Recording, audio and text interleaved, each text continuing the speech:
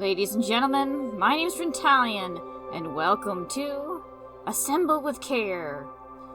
This is Act 1.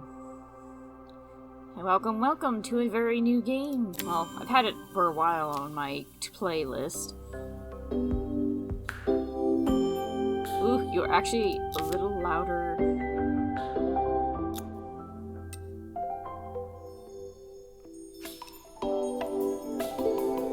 Everything goes down just a touch.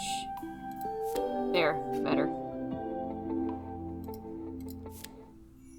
I'm kind of sad. There was a little intro bit that showed you how some basic mechanics right before the main screen popped up. Oh well. Oh, you're still too loud.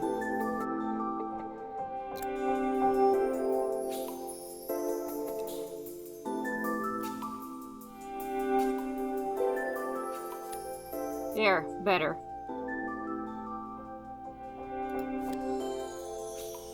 Much better. Now let's get started. Chapter 1, Arrival. After a year on the road, I thought I'd get tired of traveling. The endless clatter of railways, highways, and everything in between.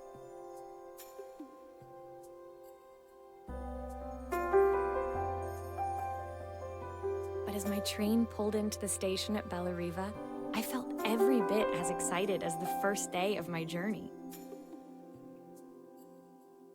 A whole year. It felt like a lifetime.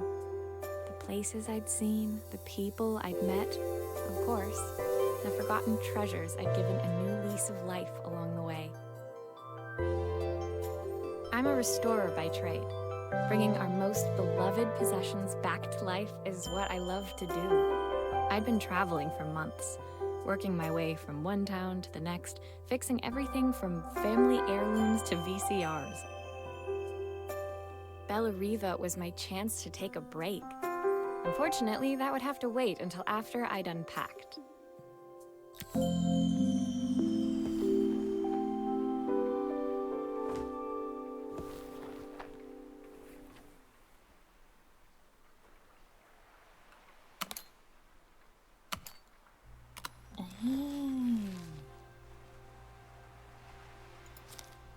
Who doesn't love a scrunchie?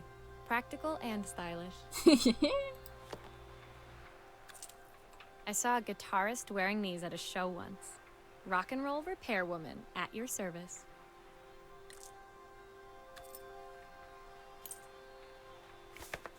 My passport. Not many blank pages left now. I picked up these sunglasses on my last stop. Hopefully I'm cool enough to pull them off. I say you're cool enough. Oh, hey. The tools of my trade. No hope of restoring things without these. My favorite overalls. These will never go out of style. Practical, too. Looking forward to taking more close-ups of my fingers with this. My parents took this after I made my first repair. Seems like a lifetime ago. I'll hand these out once I'm settled in. Fingers crossed they get me some work. Oh.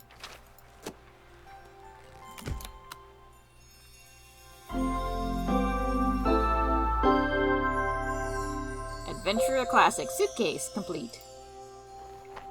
Oh, I can twirl it around. Finally, I'd made it to Bellariva. I'd come for the food festival, taking place in a few days' time. After living off TV dinners and instant ramen for the last few months, I was craving a decent meal. Oh, come on. There's no way you can't at least make a sandwich. Of course, I'd need to earn enough money to pay for it, so I figured I'd head out the next day and find some work. Ooh, that's a good point, actually. Given you're going from paycheck to paycheck, whoever hires you, you're probably low in funds. My parents never wanted me to go. They wanted me to stay in their shop and have a simple, stationary life. I knew there was a world out there, beyond the four walls of our antique store, that I had to be a part of. I daydreamed constantly about the weird and wonderful places each of our antiques came from. I loved figuring out their stories, revealing the memories hidden beneath the screws and wires. My story in Bellariva began with a little girl and a voice she was longing to hear. Oh.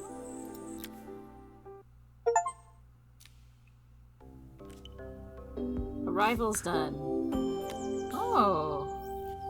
Lullaby. Oh. That.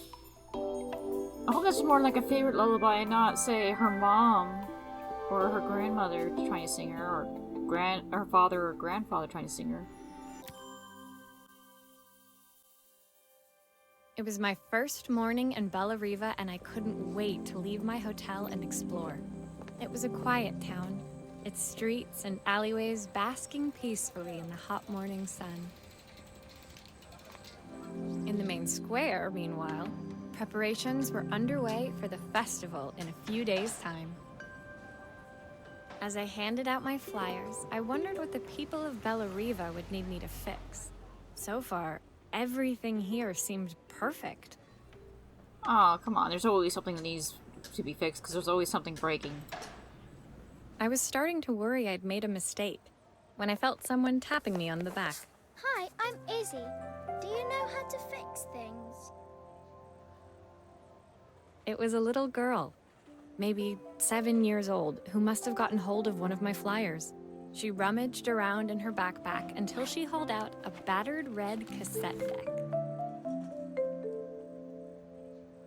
My tape is broken and I can't make it work anymore. I tried to fix it myself, but there's this metal thing in the way. Can you try?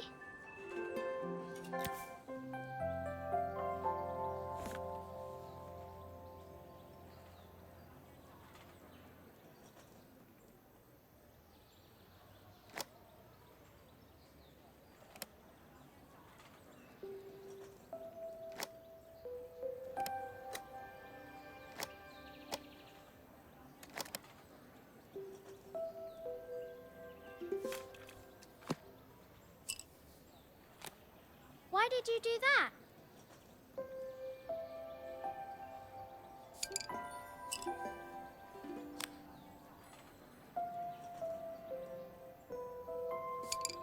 How did you do that? I didn't see.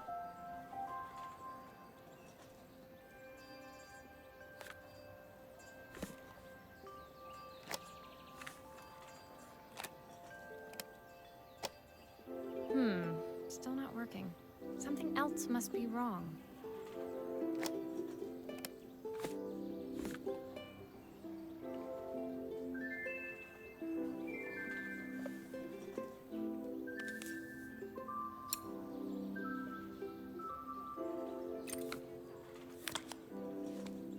Aha! Those batteries look like they need replacing. Luckily, I have some spares.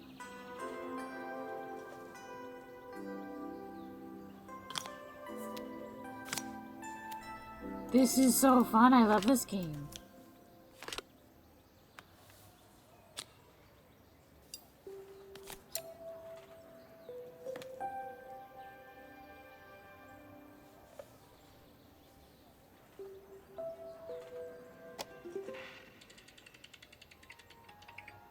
Will you dream a dream for me? If I sit by your side and hold you so tight, know that I will. When it finished, Izzy picked up the tape deck and tucked it carefully into her backpack. Thanks, Maria. You're the best person at fixing things ever. No problem. Who was that singing? They're very good. It's my mum. She's not here anymore. Izzy trailed off. It was the kind of silence a cassette tape would never be enough to fill. When Izzy's friends called for her, she dug deep into her pockets, looking for something to pay me with. Eventually, she produced a grand total of a stick of gum, 3 mismatched buttons, and a yo-yo. I usually preferred a check, but Izzy looked so serious, I wrote out a full receipt. She seemed like a happy kid, but beneath it all, part of her life had been shattered. part I wouldn't be able to fix.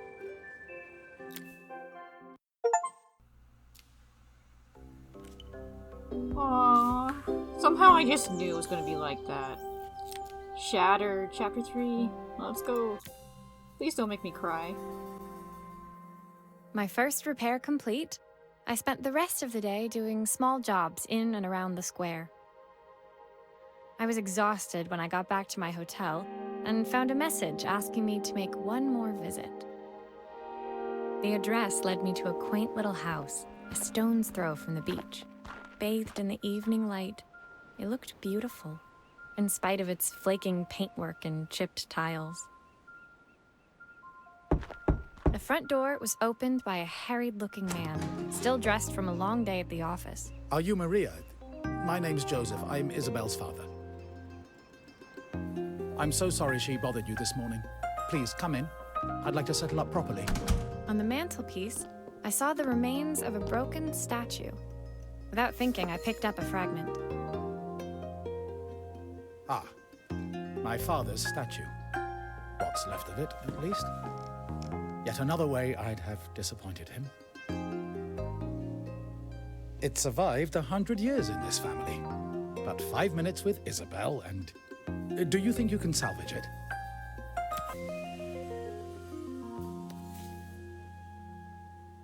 Will you be able to see the glue afterwards? I don't want people seeing the cracks.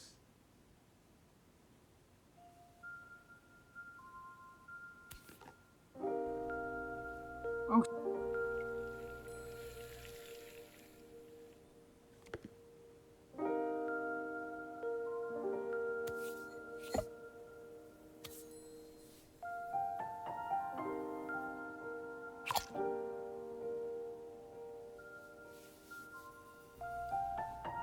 I'm worried about that one, the other leg.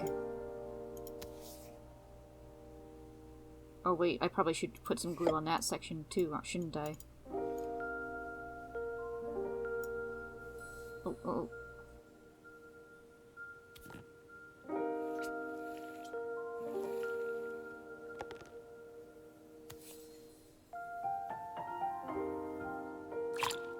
Sometimes I think my daughter should come with a warning label. Ah, she's just a kid. Having a hard time too.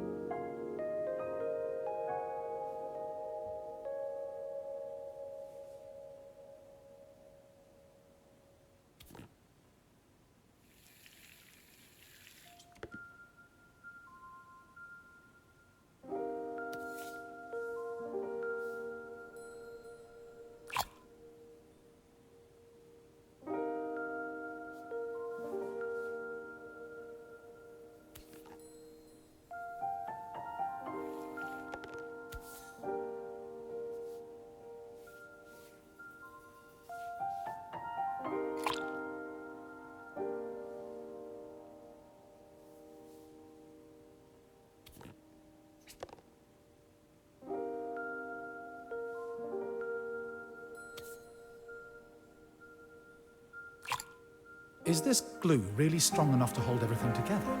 Well, as long as you don't throw it and let it dry, I don't see a problem. Thank you, Maria. It looks as perfect as it ever did. My father wanted me to make something of myself. He didn't have time for anything less. As Joseph put the statue back on the shelf, it nudged against the family portrait stood proudly next to it. So he was Bellariva's mayor. And that was Izzy's mom.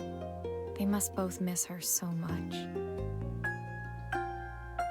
Sorry, I'm a little tired. I've been working late getting things sorted for the festival. There's only a few days to go. Looks like I'll be working late. Again? When I told my parents I wanted to leave, they always found an excuse to be busy, to avoid talking about it. I guess keeping themselves occupied was their way of pretending it wasn't happening. Joseph's work must have been taking up so much of his time. But maybe that was what he wanted. I just hoped he was finding enough time for Izzy, too. Yeah. And that's level 3 done. Level 4.